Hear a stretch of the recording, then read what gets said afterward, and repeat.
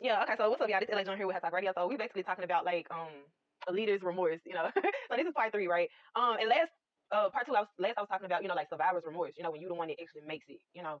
And then just kind of like the backlash you have to deal with making it. You know, it's heartbreaking, you know. When you have to like leave people behind and you have to keep going, you know, keep going on in the mission, it's heartbreaking.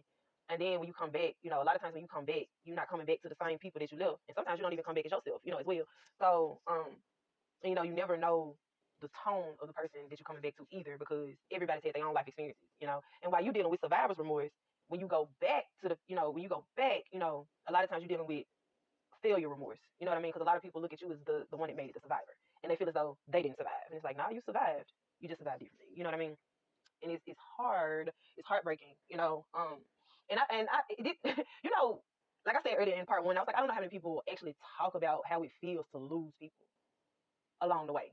You know, especially when you starting off as the underdog and you know how much it means to really make it, but then you get sidetracked in selfish reason, intention, or you know, addiction, and so you lose a lot of people. You know, and you lose sight of what's important, which is the mission. You know, I don't know, I think I was talking about.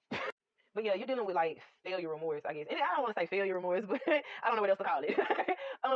But yeah, and then so you know, when you come back, you know, a lot of times like people always they look into you for like answers, and it's like, or they look into you to save them. You know what I mean? A lot of people do look towards you to save them, and sometimes it really is like you are probably the one who has to put that step forward. But in actuality, they don't realize like I can't be the one to save you. This has to be something that we do together. You know, like I can't be the one to save you, but I can help you. You know, um, because even though it's like when you do come back, you know, you want to help as many people as you can. You do, but you also have to, number one, be careful who you keep helping, because you could be helping your enemy. That's number one. And then number two, you also have to like be careful of giving to everyone as well, because giving too much of yourself, you lose yourself. You know, you compromise yourself. You feel me? Um, and so so you compromising yourself. You know what I mean? And then when you can't help people the way that you want to help them, you know, or the way they want you to help, you know, then you just end up losing them again. You know, so it's a vicious cycle. You know, it really is. It's a vicious cycle because, you know, you can't be everywhere. You know, you really can't be everywhere in the capacity in which you would like to be, you know, when you're talking about people that you love. You know what I mean? You can't be everywhere. And then this kind of goes back to the boundary conversation. This is like a spin off of the boundary conversation too, because, you know, in the last video I was like setting boundaries. You know, you set these boundaries because you have to protect yourself. Those are boundaries that you have to set to like protect yourself, because, like I said, you do have to deal with the trauma of like losing people. You know, you do have to deal with the trauma of like people disappointing you. You do have to deal with the trauma of people trying to sabotage you. You do have to deal with the trauma of people like having, you know, you having to have all this expectation on you. You know, whether you're doing good in life or you're doing bad in life, you know, your name still carries weight and you still have the expectation on you regardless. You know what I mean? Like you can be around here licking salt off the ground, but you know, at one point you was a queen and your name still reigns amongst queens, and you still have to like you still got the expectation regardless. Whether you can afford it or not, you still have the expectation, you know. And you have to also, you know, you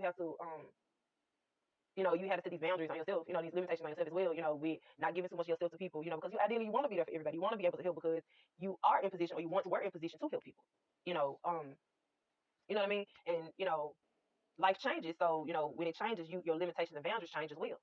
You know, how can I help you? I probably can't help you as much as I used to, but I could, you know what I mean?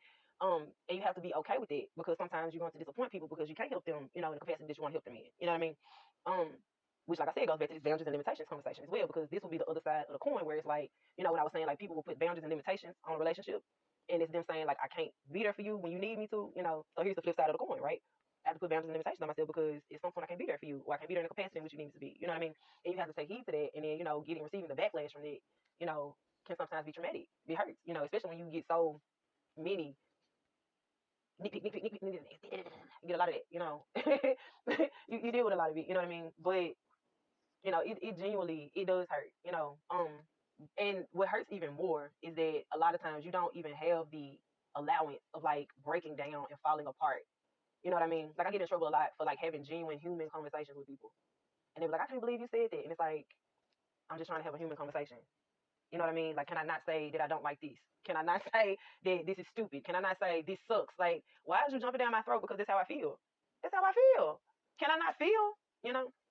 But when you have that expectation, you can't feel. But then, like I said, you gotta have those boundaries or the limitations with yourself, you know, and the acceptance within yourself. Like, I'm gonna disappoint somebody. It is what it is, you know. And before you get to that point of like having that esteem of like, oh well, you know, oops, sorry, you know, before you get to that point, it hurts. And even after that, it still, stings a little bit, you know.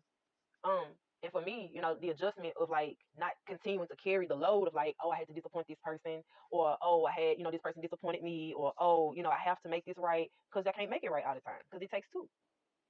You know what I mean? It takes two to make it right. So, I can't put the expectation on myself for always trying to fix it and make it right, because it takes you to also want to extend the olive branch to make it right as well. You know, it's a lot. It's a lot. It's a lot. But the major thing is like, for me personally, is just like, losing people along the way. That's the one thing that I don't know if I'm ever going to emotionally not have to deal with, is losing people along the way. Especially when you genuinely want the best for people that genuinely want the best for you. And it sucks because it's like, man, I have to leave you at this level, but I gotta keep going, or you gotta leave me at this level, you gotta keep going. However that works. But leaders are people too. They really are. They go through things. No matter how much money they got, they go through things. You know, it ain't all peaches and cream. We ain't all strong, even though as leaders we have to be on the outside. But it don't mean that we don't feel it on the inside. You know. But anyway, I'll holler at y'all later.